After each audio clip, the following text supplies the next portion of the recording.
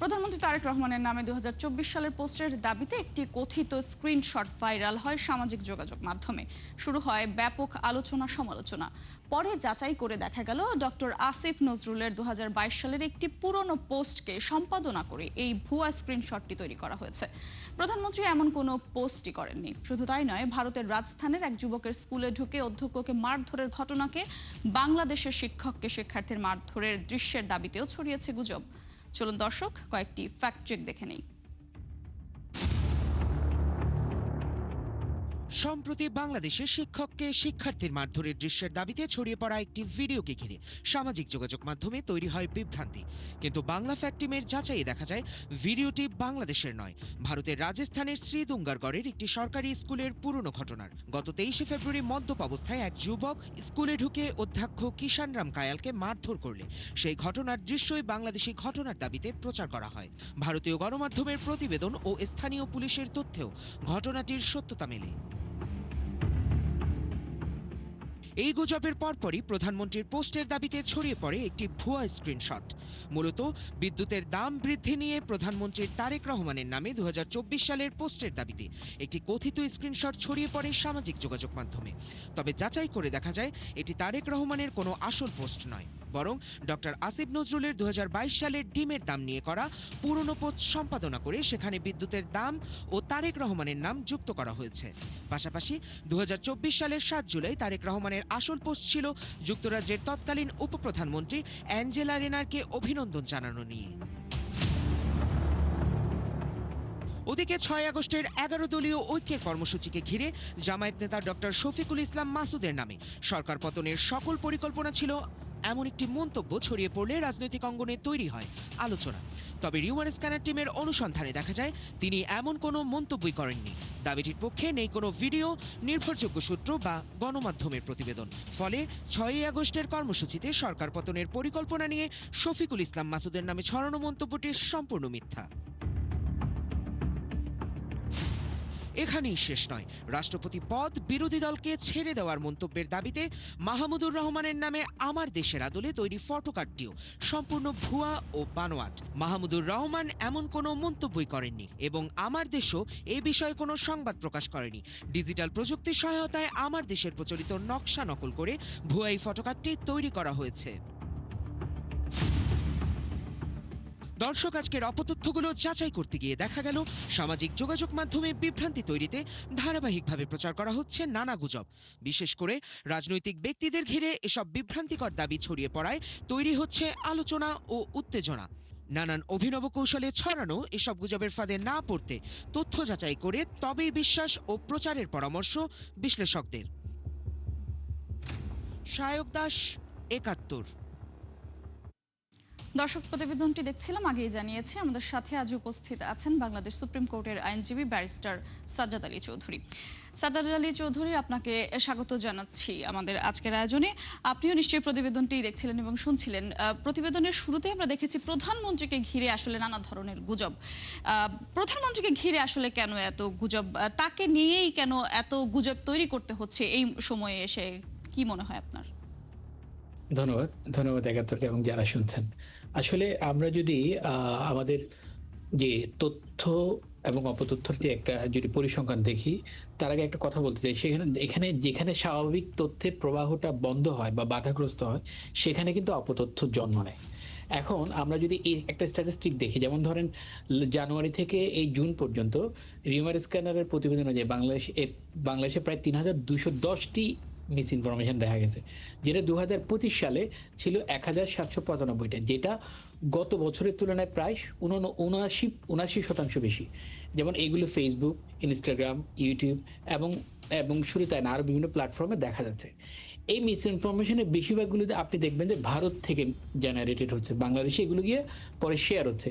কীভাবে? ৫৬টা media organisation ভারতের থেকে প্রায় ১৭টা পৃথক পৃথক ঘটনায় কিন্তু এই ইনফরমেশনগুলো দেখা থেকে ছড়াচ্ছে। শুধু তাই না, ৫১টা পৃথক ডিসইনফরমেশন ছড়াইছে ১০৫টা কমিউনাল যে প্রপাগান্ডা এগুলো থেকে।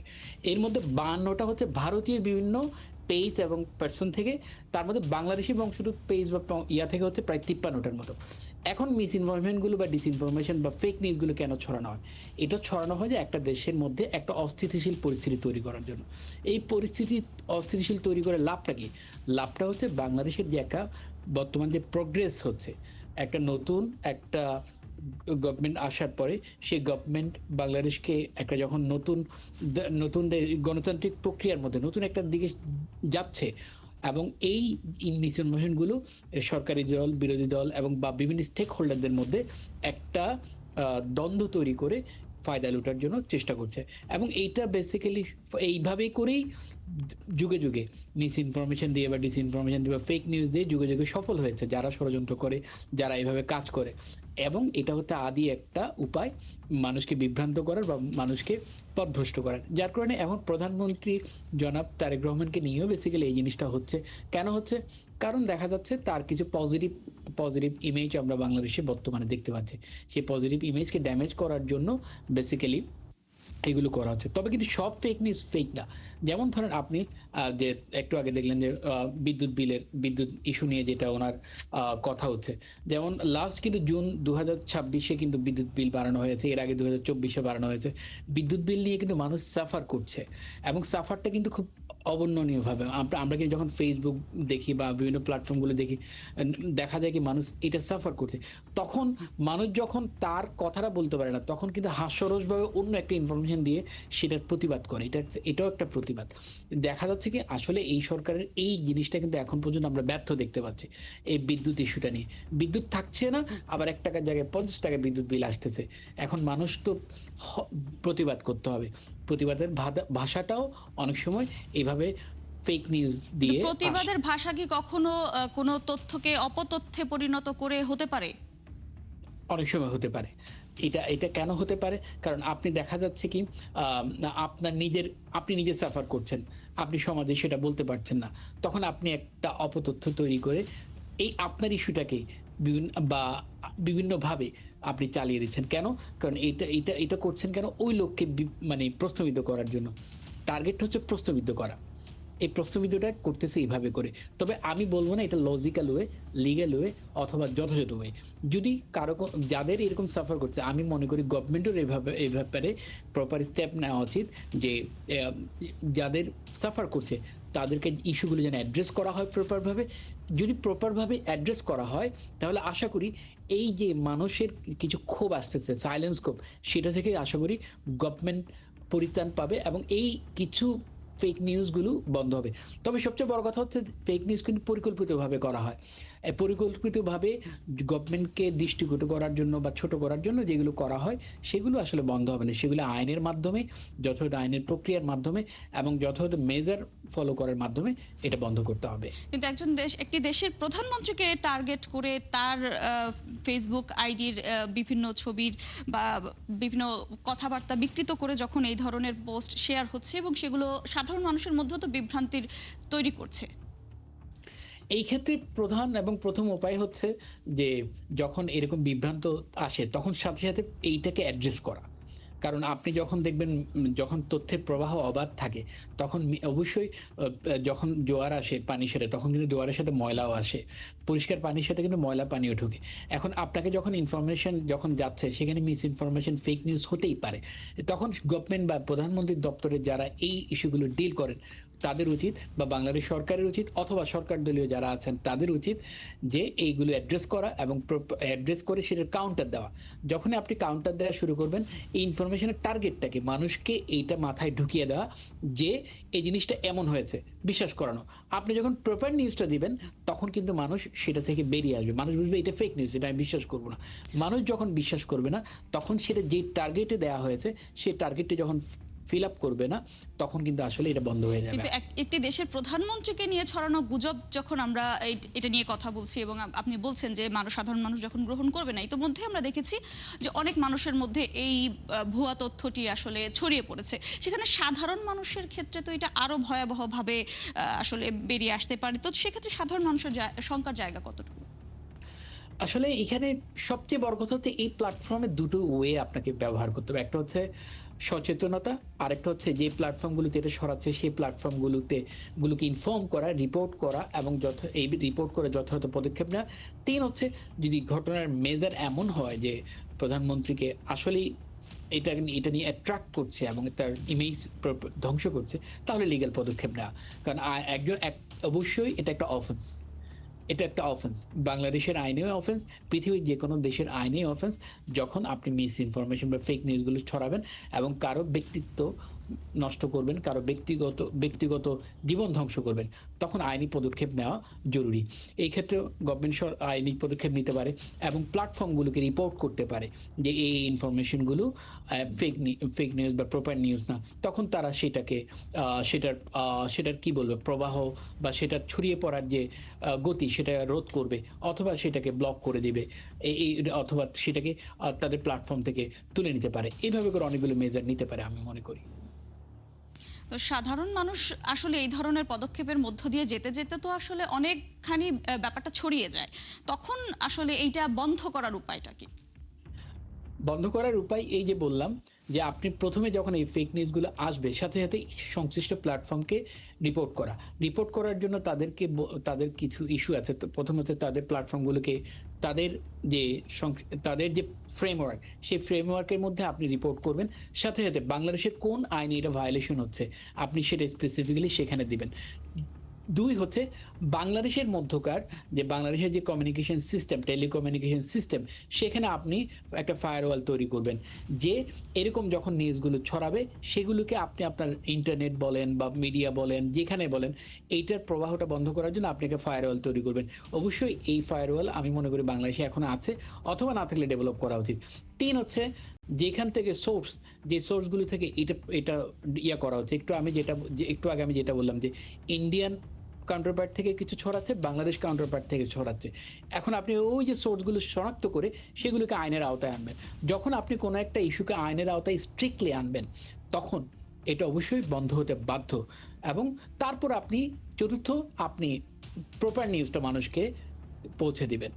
আসলে কি এইটা আপনার নিউজটা কি, প্রপার নিউজটা কি, এটার কাউন্টার হিসেবে সেই নিউজটা যখন আপনি মানুষকে পৌঁছে দেবেন, ড্যামেজ আশা করি কমে আসবে। এটাই ড্যামেজ কন্ট্রোল করার প্রপার ওয়ে আমি মনে করি। আপনি যেমনটি জানাচ্ছিলেন যে এই ধরনের ফেক নিউজ যখন ছড়িয়ে পড়ে তখন আইনি পদক্ষেপের কথা জানাচ্ছিলেন, আপনার কাছে আসলে আইনি পদক্ষেপগুলো আসলে কি কি নেওয়া যেতে পারে তার বিস্তারিত একটু জানবো। দেখেন, আপনি যখন এই ফেক নিউজ বা মিস ইনফরমেশন বা ডিসইনফরমেশন ছড়ায়, তখন কিন্তু কোনো ব্যক্তির সম্মানহানি হয়, অথবা কোনো লিগ্যাল মানে কি বলে সেটাকে, একজন মানুষের ব্যক্তিগত জীবনকে হয়তো কোনোভাবে অ্যাট্রাক্ট করে, অথবা তার ব্যক্তিত্বকে অ্যাট্রাক্ট করে। এক্ষেত্রে আমাদের প্যানেল কোড স্পেসিফিক বিধান আছে সেই ব্যাপারে পদক্ষেপ নেওয়ার জন্য। তারপর হচ্ছে সাইবার সিকিউরিটি ল আছে, সেই লয়ের আন্ডারে আপনি অবশ্যই মামলা করতে পারবেন। আর সবচেয়ে বড় কথা হচ্ছে এই লগুলোর বাইরেও বাংলাদেশে আরও আরোগুলো আইন আছে যেখানে আপনি এই পদক্ষেপগুলো নিতে পারবেন। এর প্রেক্ষিতে বেসিক্যালি আইন শৃঙ্খলা বাহিনী যদি যত পদক্ষেপ গ্রহণ করে, যেমন ধরেন আমাদের ডিবিতে কিন্তু প্রপার আছে, মেকানিজম আছে। তারা এই ফেক নিউজ থেকে জেনারেট হচ্ছে এবং সেগুলো করার জন্য, মানে আইডেন্টিফাই করার জন্য তার যথাযথ মেকানিজম আছে, পুলিশেরও আছে এবং ইভেন দোজ আরও গভর্নমেন্ট ইনস্টিটিউশনগুলোর আছে। যখন এরকম মামলা হবে, এই ইনস্টিটিউশনগুলোর উচিত যে যেন সোর্সকে আইডেন্টিফাই করে তাকে আইনের আওতায় আনা এবং যথাযথভাবে বিচারের মধ্যে ফেলা। কারণ বাংলাদেশের এই ফেক নিউজ বা মিস ইনফরমেশনের প্রধান সমস্যাটা যেটা হচ্ছে যে যখন একজন মানুষ এই অফেন্সটা করে, তাকে যথাযথভাবে বিচারে আনা যাচ্ছে না বা বিচার করা যাচ্ছে না। যদি এরকম বিচার করেন ইনসিডেন্ট একটার পর একটা তৈরি হয়, তাহলে কিন্তু আমি মনে করি যে এই ইস্যুগুলো বা এই ধরনের যে মানে ফেনোমেনা চলছে সমাজে, সেটা কমে আসবে। আমরা তো শুধু দেশেই যে এই ধরনের নিউজ ছড়িয়ে পড়ছে তা তো না, দেশের বাইরেও বিভিন্ন দেশে আমরা দেখেছি এই ধরনের অপতথ্য ছড়ায়। তারা আসলে এই বিষয়গুলোকে কিভাবে সমাধান করে, সেই প্রক্রিয়াগুলো আমরা কি ফলো করে দেশেও আরও এই ধরনের রিউমার যাতে না ছড়ায় তার ব্যবস্থা নিতে পারি কিনা? ধন্যবাদ। ইস্যুটা হচ্ছে আইন কিন্তু কখনো কোনো অফেন্সকে কমাতে পারে না। বাইরের দেশগুলোতে কিন্তু অনেক আইন আছে। প্ল্যাটফর্মগুলোর সাথে তাদের ইভেন দোজ ফেসবুক বা ইনস্টাগ্রাম বা ইউটিউবকে আমরা অনেক সময় দেখি বিভিন্ন রাষ্ট্র ফাইন করছে তাদের রাষ্ট্রীয় যে আইনগুলো সেগুলো ফলো না করার জন্য। কিন্তু আপনি আইন করে আসলে কখনো অফেন্স বা অপরাধ প্রবণতা কমাতে পারবেন না। অপরাধ প্রবণতা কমানোর জন্য আপনাকে যেটা নিশ্চিত করতে হবে সেটা হচ্ছে সচেতনতা। কারণ সময় পাল্টে গেছে। মানুষের ধ্যান ধারণা পাল্টে গেছে। সরকারকে পাল্টাতে হবে তাদের ধ্যান ধারণা। কেন এটা করতে হবে? কারণ আগে মানুষের চাকরি যেত সরকারি বা বিভিন্ন বেসরকারি অফিসে তথ্য লিক হওয়ার কারণে বা তথ্য দেওয়ার জন্য। আর এখন মানুষের চাকরি যাবে একজন অফিসারের বা স্টাফের পানিশমেন্ট হয় তথ্য না দেওয়ার জন্য মানুষকে। তথ্যটা এখন খুব ইম্পর্টেন্ট ইস্যু হয়ে গেছে। এই তথ্যের জন্যই যুদ্ধ হচ্ছে। তথ্যের জন্যই সমাজ বা ব্যক্তিগত অনেক কিছু চেঞ্জ হয়ে যাচ্ছে। এই জন্য সরকারের উচিত সচেতনতার যে মেকানিজম সেটাকে ডেভেলপ করা।